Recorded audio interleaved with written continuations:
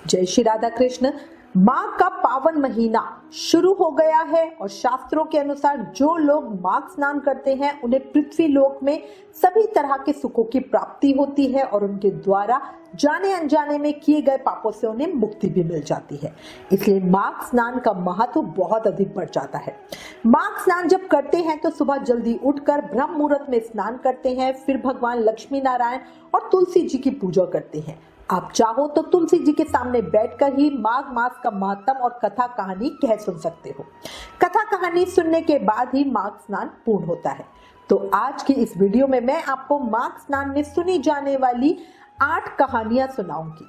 माघ माह में ये 8 कहानियां जरूर सुनी जाती हैं, जिसमें गणेश जी की कहानी, तुलसी माता की कहानी, सूर्य भगवान की कहानी, धर्मराज की कहानी, पीपल पतवारी की कहानी, विष्णु भगवान की कहानी, नगर बसेरे की कहानी और माघ स्नान की कहानी सुनी जाती है। ये सभी कहानियां आज मैं आपको इस वीडियो में सुनाऊंगी। कहानी सुनते हुए हाथ में फूल, तिल और पैसे रख कर कहानी सुने। एक जयकारे के साथ शुरू करते हैं। बोलो माघ मास के ठाकुर की जय, लक्ष्मी नारायण भगवान की जय, तुलसी माता की जय, सूर्य नारायण भगवान की जय, सभी देवी देवताओं की जय। एक बार एक गांव में एक ब्राह्मण परिवार रहता था। वो परिवार बहुत ही धार्मिक था। सभी लोग पूजा पाठ करते थे और सदा भगवान की सेवा में व्यस्त रहते थे। ब्राह्मण की 2 बेटियां थी, जिसमें बड़ी का नाम संतोषी था। एक दिन संतोषी गांव के कुएं में पानी लेने के लिए गई। जब संतोषी कुएं पे पानी लेने के लिए गई तो उसने देखा कि वहां पर बहुत सारी औरतें इकट्ठी हो रही हैं और आपस में कुछ बातें कर रही हैं। संतोषी ने उनसे पूछा कि आप लोग यहाँ क्यों इकट्ठे हुए हो और किस विषय पे बात कर रहे हो। तब सभी औरतों में से एक महिला ने बताया कि हम माघ स्नान के लिए यहाँ पर आए हैं। अभी पंडिताइन आ रही हैं और हमें कहानी सुनाएंगी। फिर हम तुलसी जी की पूजा करेंगे, सूर्य नारायण भगवान की पूजा करेंगे और विष्णु भगवान की पूजा करेंगे। संतोषी ने पूछा कि ये सब करने से क्या होता है। तब महिला ने बताया कि ये सब करने से अन्न धन की प्राप्ति होती है, निरोगी काया मिलती है, सभी सुखों को भोगने के बाद अंत में मोक्ष भी मिलता है। अब उस महिला ने संतोषी से कहा कि एक काम करो, तुम भी जाओ, जल्दी से स्नान कर लो और आकर हमारे साथ कथा सुन लो। संतोषी जल्दी से स्नान कर आई और उन सभी के साथ कथा सुनने के लिए बैठ गई। सबसे पहले ब्राह्मणी ने गणेश जी महाराज की कहानी सुनाई। क्या कहानी सुनाई? एक बुढ़िया माई थी, मिट्टी के गणेश जी की पूजा करती, रोज गणेश जी बनाती, रोज गल जाते। उसके घर के सामने ही एक सेठ का मकान बन रहा था। बुढ़िया माई मिस्त्री के पास गई और बोली, भाई मेरे लिए पत्थर के गणेश जी गढ़ दो। कारीगर बोले कि बुढ़िया माई, जब तक हम तेरे लिए पत्थर के गणेश जी गढ़ेंगे तब तक तो हम अपनी दीवार ही बना लेंगे, हमारे पास समय नहीं है, इसलिए तुम किसी और से बनवा लो। बुढ़िया माई को बहुत बुरा लगा। बुढ़िया माई ने कहा कि भगवान करे तुम्हारी दीवार ही टेढ़ी हो जाए। ये कह के बुढ़िया माई अपने घर आ गई। कारीगर ने दीवार बनाई तो वो टेढ़ी हो गई। जब भी दीवार बनाता वो टेढ़ी हो जाती। फिर उस दीवार को गिराना पड़ता और दोबारा दीवार बनानी पड़ती। दोबारा भी दीवार टेढ़ी हो जाती, फिर गिराता, फिर बनाता। इस तरह से शाम हो गई। शाम को सेठ जी देखने के लिए आए। सेठ जी ने पूछा कि आज तो कोई काम नहीं किया क्या? तो कारीगर ने बताया कि महाराज काम तो हमने बहुत ज्यादा किया है, 10 बार दीवार बनाई, पर जब भी दीवार बनाते हैं दीवार टेढ़ी हो जाती है। इसके बाद कारीगर ने बुढ़िया माई की भी सारी बात सेठ जी को बता दी। सेठ जी बोले कि मुझे बुढ़िया माई के पास ले चलो। कारीगर सेठ जी को बुढ़िया माई के पास ले आए। सेठ जी ने बुढ़िया माई से कहा कि बुढ़िया माई, हम तुम्हारे पत्थर के नहीं सोने के गणेश जी गढ़वा देंगे, तुम बस हमारी दीवार सीधी करवा दो। अब ये सुनते ही गणेश जी ने सेठ की दीवार सीधी कर दी। सेठ जी ने बुढ़िया माई के लिए बढ़िया सुंदर सोने के गणेश जी गढ़वा दिए, साथ ही बुढ़िया माई को खूब अंधन भी दिया। बुढ़िया माई अपने गणेश जी पाके बहुत खुश हुई। हे गणेश जी महाराज, जिस तरह आपने बुढ़िया माई पर अपनी कृपा दृष्टि दिखाई, उसी तरह इस कहानी को कहते सुनते हुकारा भरते सब पर अपनी कृपा दृष्टि बनाए रखना। बोलो गणेश जी महाराज की जय। गणेश जी महाराज की कहानी कहने के बाद ब्राह्मणी ने तुलसी माता की कहानी कही। एक बार एक बुढ़िया माई थी, तुलसा जी की बहुत सेवा पूजा करती थी। तुलसा जी को रोज जल से सींचती, दीप प्रज्वलित करती, पूजा करती, परिक्रमा करती, प्रार्थना करती और अंत में तुलसा जी को प्रार्थना करते हुए कहती, हे तुलसा माई, अंडुआ दे, लड्डुआ दे, पीतांबर की धोती, मीठा मीठा मीठा मीठा भात, बैकुंठ का वास, चटक की चाल, पटक की मौत, चंदन का काठ, झालर की झनकार, साई का राज, दाल भात का भोजन, 11 का दिन दे और श्री कृष्ण का कंधा दे। अब तुलसा माई रोज उनकी बात सुन के धीरे धीरे सूखने लगी। तो एक दिन भगवान श्री कृष्ण ने पूछा, हे तुलसी तुम क्यों सूख रही हो? तो तुलसी माता ने कहा कि मेरे मन की बात मत पूछो। तो भगवान श्री कृष्ण ने कहा कि अगर मैं नहीं पूछूंगा तो कौन पूछेगा?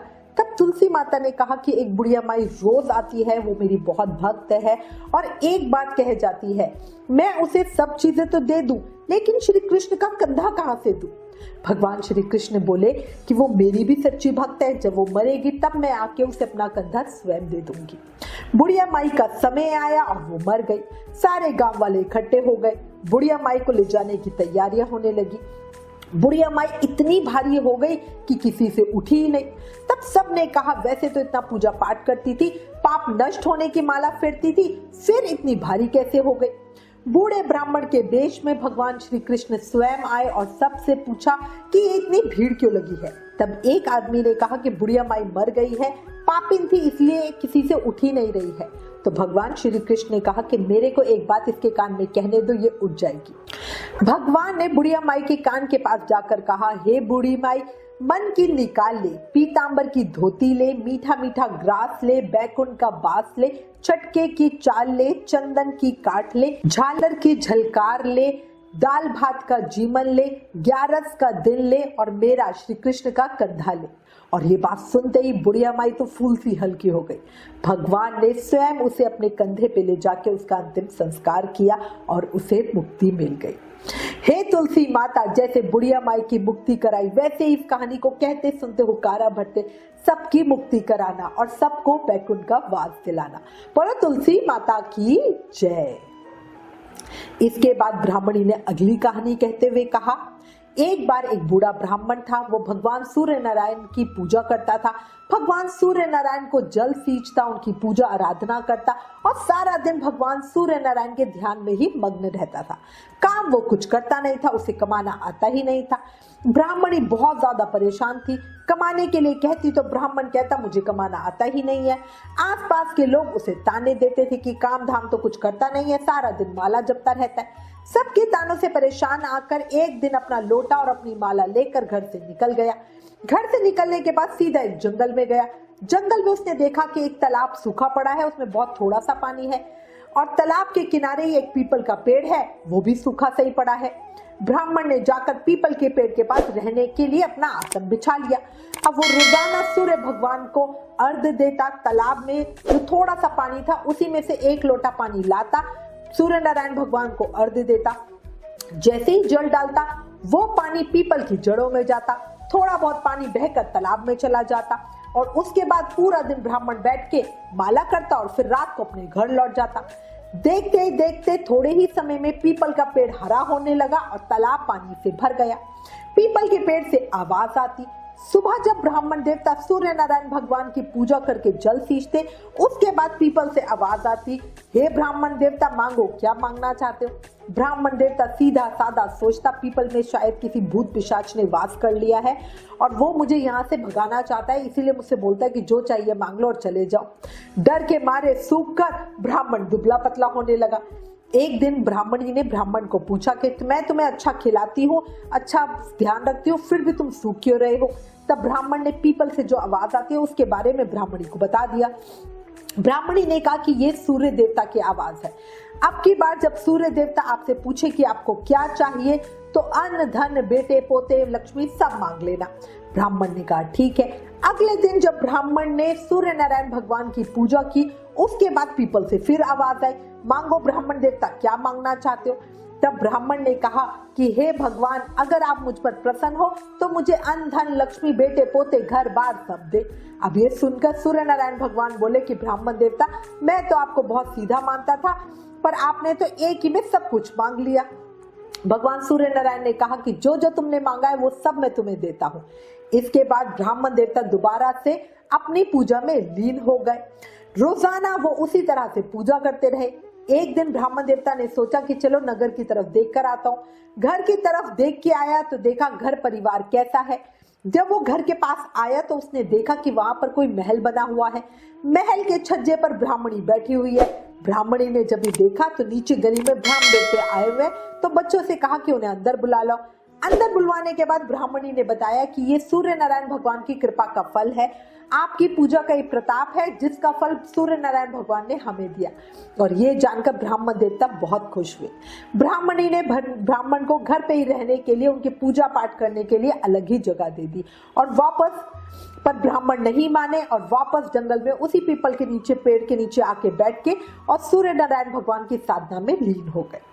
हे सूर्य नारायण भगवान, जैसे आपने ब्राह्मण पर अपनी कृपा दृष्टि बनाई, उसी तरह से इस कहानी को कहते सुनते हुकारा भरते सब पर अपनी कृपा दृष्टि बनाए रखना। बोलो सूर्य नारायण भगवान की जय। इसके बाद ब्राह्मणी ने धर्मराज की कहानी कही। एक बूढ़ी माई थी, वो व्रत नियम बहुत रखती थी। एक दिन भगवान के घर से यमदूत उसे लेने के लिए आई।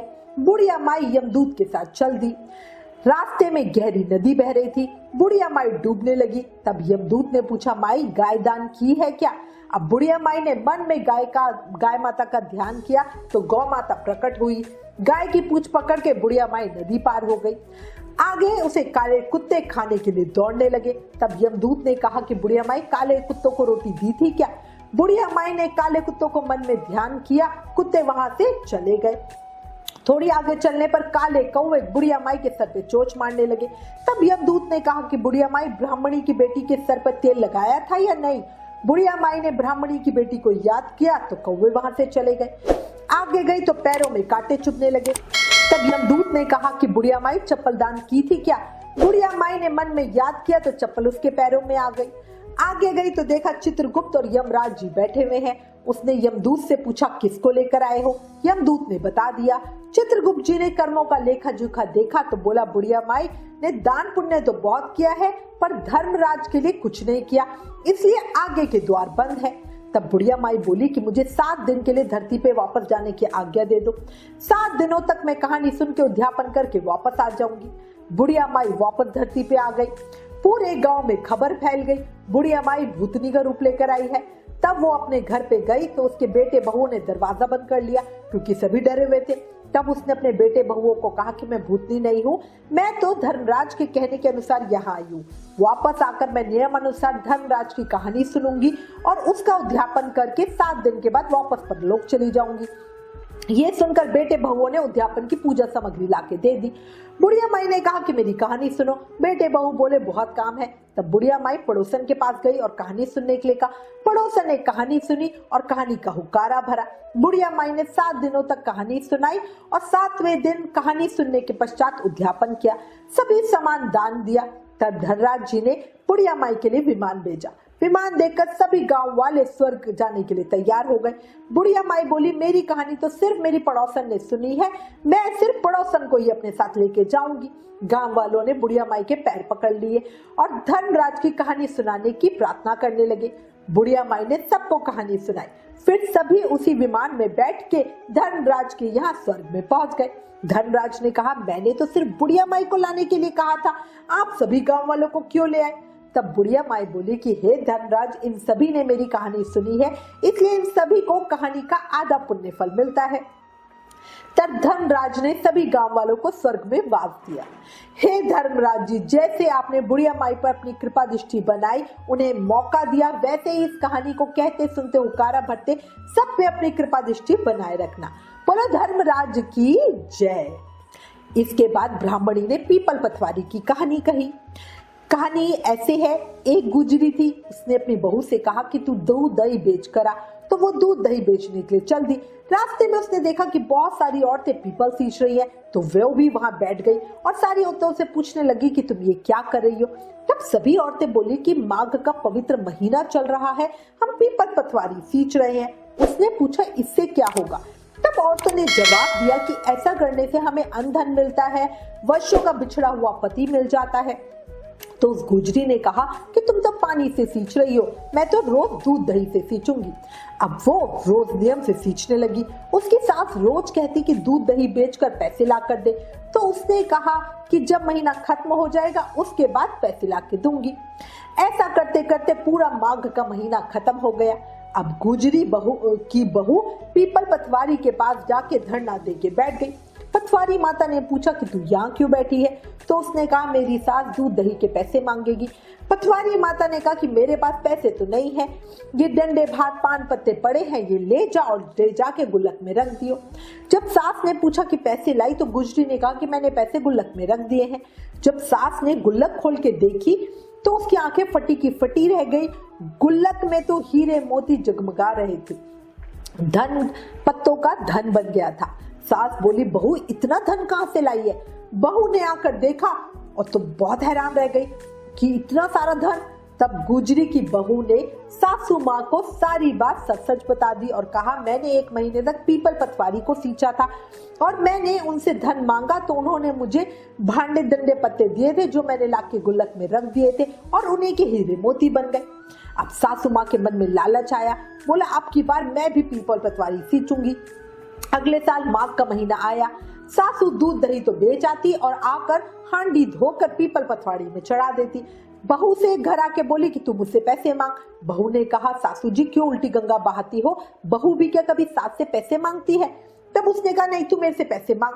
तो बहू ने पैसे मांगे। अब सासू जी पीपल पटवारी के नीचे धरना दे के बैठ गई। पीपल ने वही डंडे पत्ते पान भांडे उसको दे दिए। उसने गुल्लक में ले जाके रख दिए। फिर सासू जी ने दूसरे दिन गुल्लक खोल के देखी तो उसमें कीड़े बिलाव मकोड़े चल रहे थे। गुजरी ने कहा, सासू जी ये क्या है? तो सास देखकर बोली कि पीपल पटवारी तो बड़ी दोगली निकली, तेरे को तो अंधन दिया और मुझे कीड़े मकोड़े दिए। तब सब लोगों ने कहा कि बहू तो सच से सींचती थी, मन से सींचती थी, सासू ने धन की भूख से सींचा। इसलिए हे पीपल पटवारी माता, जैसे बहू को दिया वैसे ही सबको देना, जैसे सासू जी को दिया वैसे किसी को मत देना। पीपल पटवारी सब पर अपनी कृपा दृष्टि बनाए रखना। बोलो पीपल देव की जय, पटवारी माता की जय।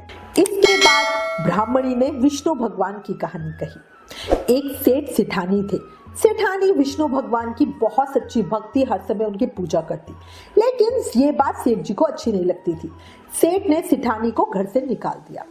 अब वो चलते चलते जंगल में पहुंची। वहां 4 आदमी मिट्टी खोद रहे थे। सेठानी ने जाकर पूछा कि भाई मुझे भी कोई नौकरी दे दो। उन्होंने उसे भी नौकरी पर रख लिया और मिट्टी खोदने का काम दे दिया। मिट्टी खोदने से सेठानी के हाथों में छाले पड़ गए और सर के बाल उड़ गए। वो आदमी बोले, बहन तुम अच्छे घर से लगती हो, इसलिए तुम मिट्टी खोदने का काम मत करो, तुम हमारे घर का काम कर दिया करो। अब वो उसे अपने घर पे ले गए और रोज 4 मुट्ठी अनाज लेकर वो काम में से आते, चारों बांट के खाते थे। सेठानी बोली, कल से 8 मुट्ठी अनाज लेकर आना। अगले दिन वो लोग 8 मुट्ठी अनाज लेकर आए। सेठानी पड़ोसन के घर से आग ले आई, भोजन बनाया और बढ़िया विष्णु भगवान को भोग लगाया। फिर सबको भोजन परोसा। इतने समय के बाद उन्होंने ढंग का खाना खाया था, क्योंकि रोज तो वो वैसे ही अनाज खा लेते थे। तो उनके वो जो चारों आदमी थे वो बोले, बहन भोजन तुमने बड़ा स्वाद बनाया है। बहन बोली, भगवान का प्रसाद है तो स्वाद तो लगेगा ही। उधर दूसरी तरफ सेठ भूखा मरने लगा। सब बोले कि तुम सेठानी के भाग से ही खाया करते थे। अब सेठ को अपनी गलती का एहसास हुआ और वो सेठानी को ढूंढने के लिए निकल पड़ा। ढूंढते ढूंढते वो भी उसी जंगल में पहुंच गया। वहां आने पर उसने भी चारों आदमियों को मिट्टी खोदते देखा। उसने कहा, भाई मुझे भी कोई नौकरी पे रख लो। वो बोले, हाँ भाई तू भी मिट्टी खोद ले। अब सेठ भी मिट्टी खोदने लगा। उसके भी हाथों में छाले पड़ गए और सिर के बाल उड़ गए। तो वो आदमी बोले कि तुम अच्छे घर के लगते हो, तुमसे ये मिट्टी खोदने का काम नहीं होगा, तुम हमारे घर पे ही काम कर लिया करो। और वो उसे अपने घर ले आए। वहां आकर सेठानी ने देखा तो सेठ को पहचान लिया, लेकिन सेठ ने नहीं पहचाना क्योंकि सेठानी ने घूंघट कर रखा था। सेठानी ने भोजन बनाया, विष्णु भगवान का भोग लगाया, उसके बाद भोजन परोसा। तब सेठ की थाली परोसने लगी तो विष्णु भगवान ने हाथ पकड़ लिया। भाई बोले, बहन ये क्या कर रही हो? बहन बोली, भाई मैं तो कुछ नहीं कर रही हूँ, मेरा हाथ तो विष्णु भगवान ने पकड़ लिया है। भाई बोले, हमें भी अपने भगवान के दर्शन कराओ। सेठानी ने भगवान विष्णु से प्रार्थना करी। विष्णु भगवान ने सबको दर्शन दिए। सेठ ने सेठानी से माफी मांगी। भाइयों ने बहन को खूब धन देके विदा किया। सेठ सेठानी दोनों मिलकर विष्णु भगवान की पूजा करने लगे। उनके अन्न धन के भंडार बन गए। हे विष्णु भगवान, जैसे सेठ सेठानी पर अपनी कृपा दृष्टि बनाई, वैसे ही इस कहानी को कहते सुनते हुकारा भरते सब पर अपनी कृपा दृष्टि बनाए रखना। जैसे सेठानी के कष्ट हरे, ऐसे ही सबके कष्ट हरना। बोला विष्णु भगवान की जय। इसके बाद ब्राह्मणी ने नगर बसेरे की कहानी कही। एक जाट था, एक भाट था, दोनों गहरे दोस्त थे। जाट चला अपनी बहन के घर, भाट चला अपनी ससुराल। रास्ते में कुएं की पाल पर दोनों बैठ गए। जाट बोला चल नगर बसेरा कर ले। भाट बोला मैं तो अपने ससुराल जा रहा हूँ, खूब खातिर होगी, तू ही नगर बसेरा कर ले। जाट कुएं की पाल पे बैठकर 1 घंटी में पानी और हाथ में चावल के दाने लेकर नगर बसेरा करने लगा और बोला नगर बसेरा जो करे सो मल धोवे पाओ, ताता मांडा ताप सी देगी मेरी माँ, माँ देगी माँ सी देगी द्वारका का वास, मीठा मीठा ग्रास वृंदावन का वास, 5 कुलरी छठी रात मेरो जिबड़ो श्री कृष्ण के पास, डालू पानी हो जाएगी छठ से निकल जाए मेरा जी। अब इतना नगर बसेरा कह के वो चल पड़ा। जाट की बहन ने बूरा चावल खूब बढ़िया जिमाया और खूब उससे बातें की। भाट अपने ससुराल पहुंचा तो देखा वहां पे आग लगी हुई है। बुझाते बुझाते राग उठाते उठाते मुंह और हाथ दोनों काले हो गए। ना रोटी मिली ना पानी मिला। पड़ोसन आई और बोली जवाई आया है, उसे जिमा तो लो, उसकी कुछ पूछ तो कर लो। सास बोली क्या करूं, मेरा तो सारा घर परिवार जल गया है। पड़ोसन ने ही 1 रोटी और छाछ दे दी। अब बेचारे ने भूखा बहुत था तो उसने खा ली। शाम को दोनों दोस्त फिर मिले। दोनों बोले कि कैसी बात रही। भाट बोला मेरी तो ससुराल में आग लग गई थी, बुझाते बुझाते हाथ भी काले हो गए, मुंह भी काला हो गया, ना रोटी मिली ना पानी। जाट बोला मेरी तो खूब खातिर हुई, मैंने कहा ही था कि नगर बसेरा कर ले। बोला अब कर ले। भाट बोला अब क्या करूंगा, घर जा रहा हूँ, वहां तो मेरी माँ है, तेरी तो मौसी है, पता नहीं रोटी देगी या नहीं देगी। मेरी माँ तो दही की छूचली और चूरमा लेकर मेरे इंतजार में बैठी होगी। कह के भाट चल दिया, नगर बसेरा नहीं किया, पर जाट ने नगर बसेरा कर लिया। अब घर पहुंचते ही जाट की मासी ने बहुत लाड चाव किया। भाट घर गया तो उसकी भैंस खो गई थी। उसकी माँ बहुत गुस्से में थी, बोली ससुराल गया तो आग लगा दी, घर आया तो भैंस खो दी, पहले भैंस खोज के ला तभी रोटी पानी मिलेगी। सारा दिन हो गया, ढूंढते ढूंढते भैंस नहीं मिली। बाजार में फिर जाट मिल गया। जाट ने पूछा क्या खबर। भाट बोला कि घर आते ही भैंस खो गई, उसी को ढूंढ रहा हूँ, रोटियों का तो ठिकाना ही नहीं है। जाट बोला मैंने तो कहा ही था नगर बसेरा कर ले। भाट बोला तेरे नगर बसेरे में इतना सत है तो चल अब कर लेते हैं। दोनों नगर बसेरा करने के लिए बैठ गए। नगर बसेरा जो करे सो मल धोवे पाओ, ताता मांडा ताप सी देगी मेरी माँ, माँ देगी माँ सी देगी द्वारका का वास, मीठा मीठा ग्रास वृंदावन का वास, 5 कुलरी छठी रात मेरो जिबड़ो श्री कृष्ण के पास, डालू पानी हो जाएगी छठ से निकल जाए मेरा जी। उन्होंने नगर बसेरा किया और आगे चले तो भैंस मिल गई। घर गए तो माँ ने खूब अच्छे से अपने बेटों को जिमाया। उन्होंने सारे नगर में ढिंडोरा पिटवा दिया कि जब भी कोई कहीं पे जाए आए, जाते आते समय नगर बसेरा जरूर करे। इसके बाद ब्राह्मणी ने उनको माघ स्नान की कहानी सुनाई। बहुत समय पहले की बात है, नर्मदा नदी के तट पर सुव्रत नाम के एक ब्राह्मण रहते थे। वो सभी वेदों पुराणों के ज्ञाता थे। उन्हें कई देशों की भाषाओं का ज्ञान था, फिर भी उन्होंने कभी भी अपने ज्ञान का उपयोग धर्म कार्यों के लिए नहीं किया। सारा ज्ञान धन कमाने में ही गंवा दिया। जब वो बूढ़े हो गए तो उन्हें याद आया कि मैंने धन तो बहुत कमाया, लेकिन परलोक सुधारने के लिए कुछ भी नहीं किया। अब ये सोचकर वो पश्चाताप करने लगे, क्योंकि उम्र तो निकल ही रही थी। उसी रात को उनके घर में चोरी हो गई।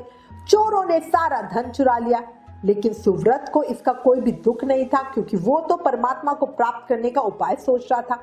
उपाय सोचते सोचते सुव्रत को शास्त्रों की बात याद आई, जिसके अनुसार सिर्फ माघ मास में स्नान करने मात्र से जीव का उद्धार हो जाता है। माघ स्नान के महत्व के बारे में याद करके सुव्रत ने माघ स्नान करने का संकल्प लिया और अपने संकल्प को पूरा करने के लिए वो निकल गया। 9 दिनों तक प्रातः नर्मदा के जल में स्नान किया और 10वें दिन स्नान के बाद सुव्रत ने अपना शरीर त्याग दिया।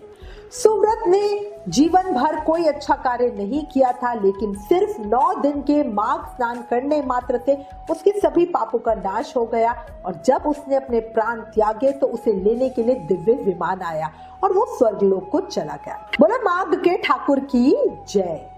इस तरह ब्राह्मणी ने माघ मास की 8 कहानियां कही, जिसे सुनकर संतोषी बहुत प्रसन्न हुई। फिर सभी औरतों के साथ पूजा करके पानी लेकर वो घर वापस आ गई। घर आकर उसने सबको मंदिर की बातें बताई। सभी बहुत प्रसन्न हुए और संतोषी को बोले कि हम भी माघ स्नान करेंगे। इस माघ स्नान के प्रभाव से उनके जीवन के सभी दुखों का अंत हुआ। बोला माघ के ठाकुर की जय, लक्ष्मी नारायण भगवान की जय। इस तरह हमारी माघ स्नान की कथा पूर्ण होती है। अगर आप माघ स्नान कर रहे हो तो आप माघ स्नान की ये 8 कहानियां जरूर सुने। इस वीडियो को अधिक से अधिक शेयर करके माघ स्नान फल को सबको बताओ। Please like, share and subscribe. Thank you. जय श्री राधा कृष्ण।